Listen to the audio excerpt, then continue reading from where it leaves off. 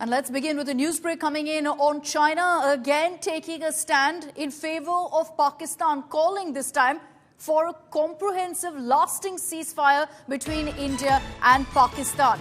Now, this is in a statement where China's urged both countries to handle their differences through dialogue. But remember that this kind of a statement for a lasting ceasefire has come at the same time as Foreign Minister of China, Wang Yi, has expressed China's support to Pakistan, and he's referred to Pakistan as our ironclad friend, as China's ironclad friend.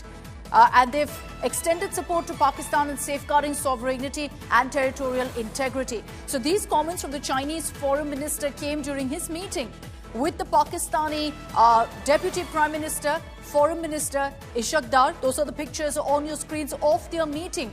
Ishaq Dar is in China on a 3-day visit, which we've been covering extensively here on India Today, because this is Pakistan essentially begging their ally China to not just side with them but provide all necessary help. We've been telling you also about how China provided all the arms and operatives needed for Pakistan to attempt to strike India. Now, at such a time, this visit also shaping up, and you can see clearly Pakistan, according to our sources, also raised the Indus Waters Treaty with China. Geeta Mohan, our Foreign Affairs editor, is joining us with more details on this. Geeta, you've got China on one hand talking about a lasting ceasefire, calling for dialogue, and in the same breath referring to Pakistan as their ironclad friend. So it's very clear where they really stand on this entire matter.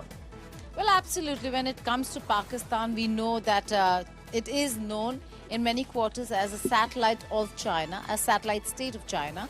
And therefore, when there is problem with Pakistan, Pakistan always goes to China. So there are two things that have happened over here. One, the symbiotic relationship that you see between China and Pakistan, with China saying that you need to protect your national integrity and sovereignty, Pakistan reiterating the same, that we will do it, and then talking about Indus Waters Treaty.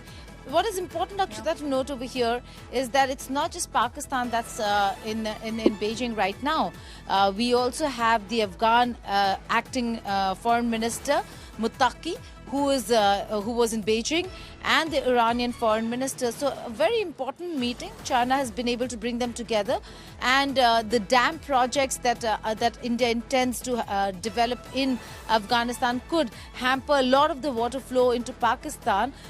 China influencing those decisions and ensuring that water into Pakistan does not stop in any which way. But influencing India's decision is going to be very difficult for Beijing, or for that matter for Islamabad, particularly Rawalpindi.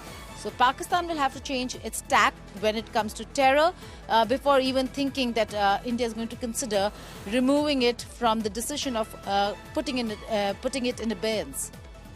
And it's very clear with India's messaging there that Pakistan is going to be struggling as far as the Indus Waters Treaty is concerned, which is why they're now moving to China, asking them for all possible help, because they also don't have much global support right now, barring, of course, China, Turkey and Azerbaijan. Thanks very much, Geeta, for getting us all the big takeaways from that meeting that's happened between the Chinese foreign minister and Pakistan's foreign minister, Ishaq Dar. Those pictures from China.